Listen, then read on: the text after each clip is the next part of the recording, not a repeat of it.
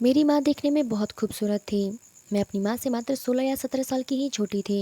दरअसल मेरी माँ की शादी बहुत कम उम्र में ही हो गई थी।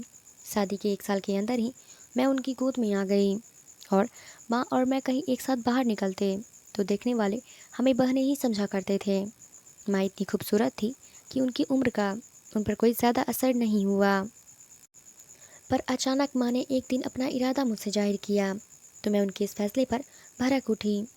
क्या हो गया है माँ आपको? क्यों खुद तमाशा बनोगी और मुझे भी तमाशा बनाओगी? क्यों बेटा, इसमें तमाशे वाली कौन सी बात हो गई? मैं कोई गलत काम नहीं कर रही हूँ। मैंने माँ को समझाते हुए कहा। माँ, सब ठीक है, पर हमारे आस पड़ोस के लोग क्या कहेंगे? उन्हें हम क्या जवाब देंगे? माँ ने कहा, किसी को हमारे मामले में कुछ कहने की ज़रूरत नहीं है। किसी को हक नहीं है, क्योंकि हम किसी के मोहताज नहीं। तुम्हारे पापा के गुजर जाने के बाद मैंने कैसे कैसे अपनी ज़िंदगी काटी है वह मैं ही जानती हूँ। मैं अकेली औरत छोटी सी बच्ची को लेकर कैसे जी रही थी वह मेरे से बेहतर कोई नहीं जानेगा। पर बेटा, तुम्हें तो समझना चाहिए। पूरी दुनिया मुझे समझे या ना समझे, तूने तो मेरे संघर्ष को देखा है। दरअसल बात यह थी कि मेरी माँ अपनी दूसरी शादी का इरादा मुझसे जाहिर किया था। जब मैं छोटी थी तभी मेरे पापा किसी बीमारी की वजह से मुझे और माँ को इस दुनिया से छोड़कर चल बसे। पापा के गुजर जाने के बाद माँ मुझे नानी के घर लेकर चली गई, पर वो कब तक मायके में रह पाती, अपना गुजारा करती। इसलिए जब मैं स्कूल जाने के लायक हो गई तो माँ ने एक प्राइवेट कंपनी में नौकरी करने लगी।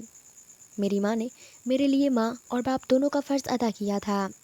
यह कहना बिल्कुल गलत नहीं होगा कि माँ ने मेरी परवरिश की खातिर अपनी पूरी जवानी कुर्बान कर दी थी। मेरी उम्र 16 या 17 साल की हो चुकी थी, जबकि मेरी माँ की उम्र 33 या 34 हो गई थी। दूसरी शादी करना मेरी माँ का कोई गलत फैसला नहीं था, पर पता नहीं क्यों मुझे यह ठीक नहीं लग रहा था। मैंने माँ को बहुत समझाया कि माँ, तुम जब शादी करोगी तो सभी यही कहेंगे कि जवान बेटी घर में पड़ी है और माँ को दूसरी शादी करने की सोच रही है। माँ ने मुझसे कहा, बेटा, मैं मानती हूँ कि एक औरत दूसरी शादी हमारे समाज में करेगी तो वो गलत माना जाता है, और वह भी जिसकी जवान बेटी हो गई हो। पर बेटा, तुमने कभी सोचा है कि जब तुम शादी करके अपने घर चली जाओगी तो मेरा क्या होगा? मैं किसके सहारे अपनी ज़िंदगी काटूंगी? तुम तो अपने घर को हो जाओगी, और मैं ये शादी खुद की खुशी के लिए नहीं बल्कि तुम्हारे लिए भी सही होगा। मैंने माँ से गुस्से में कहा, माँ, मेरे लिए क्या सही होगा?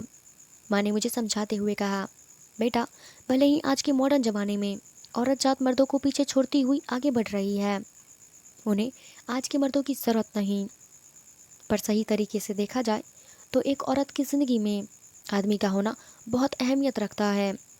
जैसे कि पत्नी के लिए उसका पति, बेटी के लिए उसका बाप या भाई।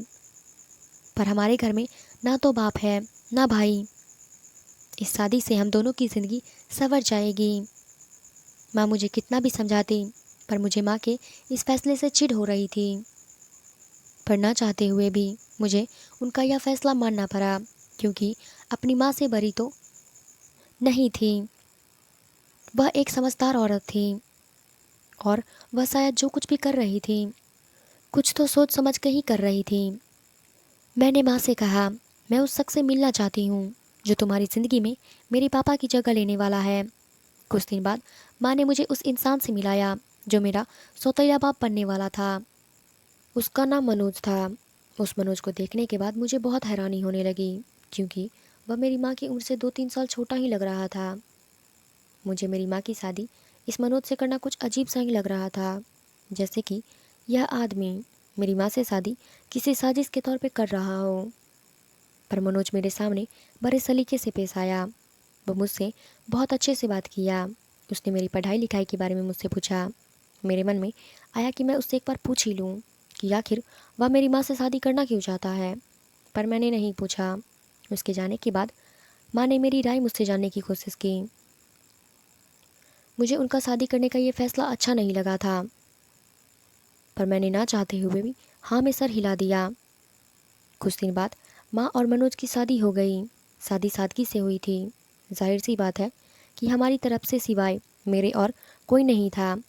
जबकि मनोज की तरफ से उसके कुछ दोस्त आए थे। शादी होते वक्त मैं कुछ अजीब सा महसूस कर रही थी।